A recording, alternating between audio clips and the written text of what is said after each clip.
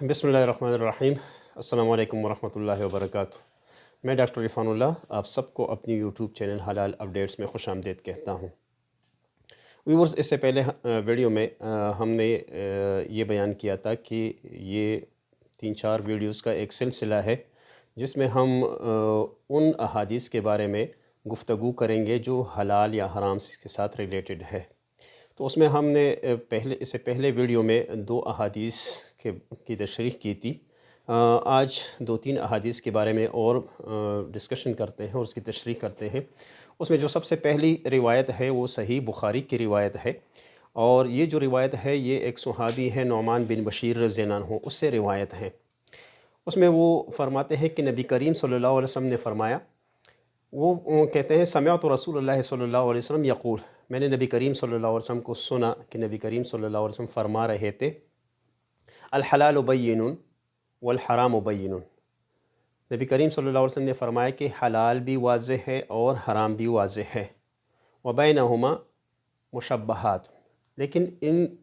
حلال اور حرام کے درمیان کچھ مشتبہ چیزیں بھی ہیں، لا یعلمھا کثیر من الناس، یہ جو مشتبہ چیزیں ہیں اس کو بہت سارے لوگ نہیں جانتے، لیکن فمن اتقی الشبہات، مشبہات،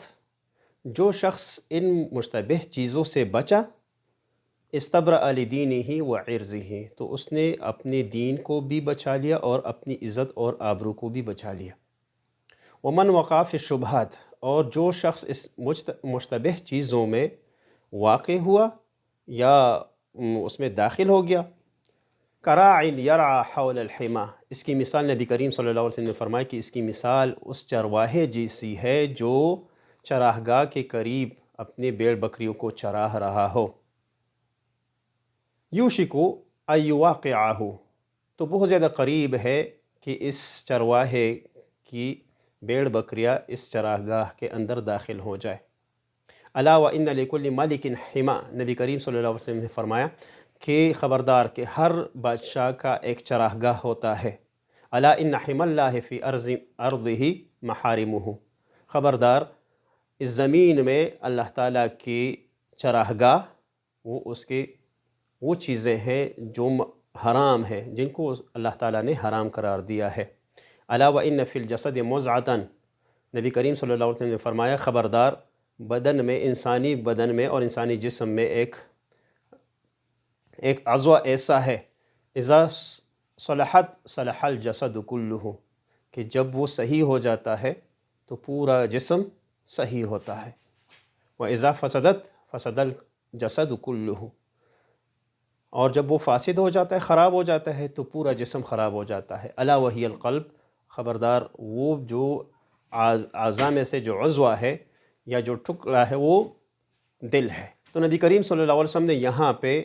3 چیزوں کے بارے میں فرمایا کہ حلال بھی واضح ہے، یعنی اللہ تعالیٰ کی کتاب نے اور نبی کریم صلی اللہ علیہ وسلم کی احادیث میں وہ باقاعدہ بیان ہوا ہے کہ یہ چیزیں حلال ہے، اور ساتھ میں یہ بھی فرما دیا ہے کہ یہ چیزیں حرام ہے، اس کو استعمال نہیں کرنا ہے یا اس کو کنزیوم نہیں کرنا ہے۔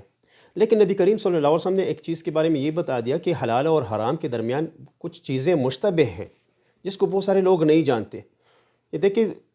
ہمارے دین اسلام کی خوبی دیکھ لے کہ 1400 تقریباً 1450 سال پہلے نبی کریم صلی اللہ علیہ وسلم مشتبہ چیزوں کے بارے میں بیان کیا تھا، اور آج وہ چیزیں بالکل واضح ہیں ہمارے سامنے۔ کیونکہ جب ہم حلالی انڈسٹری میں دیکھتے ہیں تو وہاں پہ جتنے بھی ای کوڈز ہیں یا یورپین کوڈز جس کو کہا جاتا ہے کہ جو فوڈ پروڈکٹس میں ہوتے ہیں، تو اس میں بہت ساری چیزیں ایسی ہوتی ہیں کہ اس کا ہمیں آسانی سے پتہ چل جاتا ہے کہ یہ تو حلال ہے یا حرام ہے، لیکن ساتھ میں وہاں پہ ایک دوسری ٹرمینالوجی یوز ہوتی ہے جس کو کہتے ہیں مشبوہ، یعنی وہ چیز جس کا سورس ہمیں دیکھنا پڑتا ہے کہ اس کا سورس اگر حلال ہے تو یہ چیز حلال ہے، اگر اس کا سورس اگر حرام ہے تو یہ چیز پوری کی پوری حرام ہو جاتی ہے۔ فرض کر جتنے بھی ایڈیٹیوز ہیں تو ان ایڈیٹیوز میں ہم نے دیکھنا ہوتا ہے کہ اس کا سورس کیا ہے۔ اگر سورس حرام کا ہے تو وہ حرام کنسیڈر ہوگا، اور اگر سورس حلال کا ہے تو اس کو ہم حرام کنسیڈر کرتے ہیں۔ تو یہ جو چیزیں ہیں یہ نبی کریم صلی اللہ علیہ وسلم نے بہت پہلے سے ہمیں بیان کی ہے، اور آج کل جتنے بھی انگریڈینٹس ہمیں نظر آتے ہیں تو اس میں نبی کریم صلی اللہ علیہ وسلم نے تو فرمایا کہ بہت سارے لوگ نہیں جانتے، حالانکہ واقعی آج کل بہت زیادہ لوگ نہیں جانتے کہ جو انگریڈینٹس اس پروڈکٹ میں ہیں تو اس کا سورس کیا ہے۔ وہ کوئی کلر ہے، کوئی وہ ٹیسٹ ہے، یا کوئی ایسا ایڈیٹیو ہے کہ اس کی وجہ سے ہمیں کوئی ٹیسٹ ملتا ہے یا کلر ملتا ہے، یا اس کی وجہ سے وہ پروڈکٹ پروسیس ہوتا ہے، پروسیسنگ ایڈ ہے، تو یہ ساری چیزیں ان کو معلوم کرنا آج کل بہت سارے خواص کا کام بھی نہیں ہے، بہت سارے لوگ نہیں جانتے، اور صرف وہی لوگ جانتے ہیں جن کی حلال کے بارے میں اسٹڈی ہو، یا کم از کم اس کو حلال معلوم کرنے کا طریقہ آتا ہو۔ تو یہ بہت زیادہ اہم ایک حدیث ہے حلال اور حرام کے حوالے سے، جو نبی کریم صلی اللہ علیہ وسلم نے ہمیں بتائی ہے، فرمان اس کا ہے، اور اسی کی روشنی میں آج کل حلال سرٹیفیکیشن میں اسی چیز کو دیکھا جاتا ہے۔ ایک اور روایت ہے، وہ امام طبرانی کی جو کتاب ہے المعجم الاوسط، اس سے ایک روایت ہے، وہ حضرت انس رضی اللہ عنہ سے روایت ہے، وہ فرماتے ہیں قال انس بن مالک رضی اللہ عنہ عن النبی صلی اللہ علیہ وسلم، انس بن مالک نبی کریم صلی اللہ علیہ وسلم سے نقل کرتے ہیں، قال نبی علیہ السلام نے فرمایا طلب الحلال واجب علی کل مسلم، کہ حلال تلاش کرنا، اس کی طلب کرنا ہر مسلمان پر فرض ہے۔ یعنی جس طرح سے ہم اپنے لیے روزی تلاش کرتے ہیں، تو روزی میں بھی یہ فرض ہے کہ وہ روزی آپ کی کیا ہو، حلال ہو۔ آپ کے پاس جو بھی چیزیں آتی ہیں، کم از کم اگر روزی بھی ہے آپ کے پاس ہے، تو پھر بھی اس میں دیکھنا ہوگا کہ یہ حلال ہے یا حرام۔ مثال کے طور پہ آپ کے پاس کوئی پروڈکٹ کھانے پینے کی ہو، لیکن اس میں کیا ہے، پھر بھی آپ نے یہ دیکھنا ہوگا کہ اس میں حلال اجزاء شامل ہیں، جو انگریڈینٹس ہیں وہ کہیں حرام تو نہیں ہے۔ یعنی صرف یہ نہیں ہے کہ ہم وہ سورس ہے کہ ہم صرف یہ کریں کہ جا کے دیکھ لیں کہ یہ جو کمائی ہے تو کمائی ہماری حلال ہے یا حرام، نہیں، بلکہ یہی حدیث اس آج کل کے دور کے حوالے سے بہت زیادہ امپورٹنٹ ہے کہ نبی کریم صلی اللہ علیہ وسلم نے ہمیں یہ فرما دیا کہ باقاعدہ اس کو تلاش کرنا، کہ حلال کرنا، تلاش کرنا آپ پہ فرض ہے۔ مطلب ہے آپ کے پاس کوئی پروڈکٹ بالکل اس طرح سے شیپ میں موجود ہے، اور اب بھی آپ اس کو اپنے منہ میں لے کے جا رہے ہیں اس کو کنزیوم کرنے کے لیے، تو پھر بھی آپ کو ضروری ہے کہ آپ نے ان کے انگریڈینٹ کو چیک کرنا ہے کہ اس میں کہیں حرام اجزاء تو شامل نہیں ہے۔ اور اسی طرح سے ایک اور روایت ہے، وہ بھی امام طبرانی کی جو معجم کبیر ہے اس سے وہاں پہ روایت ہے،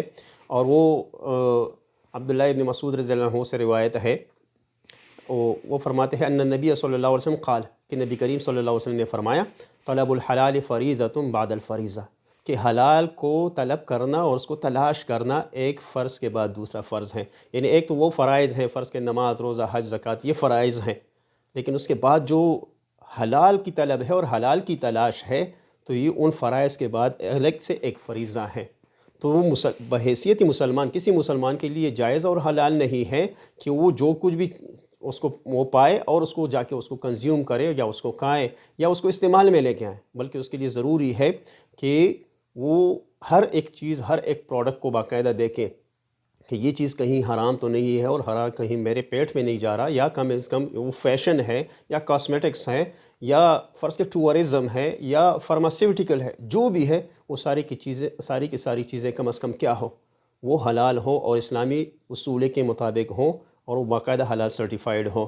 امید ہے آپ کو میری ویڈیو اچھی لگی ہوگی۔ انشاءاللہ اس طرح سے مزید بہتر ویڈیوز آپ کے سامنے لے کے آئیں گے۔ آپ اپنی آراء ہمیں کمنٹس میں ضرور بتائیں، اور ساتھ میں اس ویڈیو کو لائک اور سبسکرائب کرنا نہ بھولیے گا۔ اگلے ویڈیو تک اللہ حافظ۔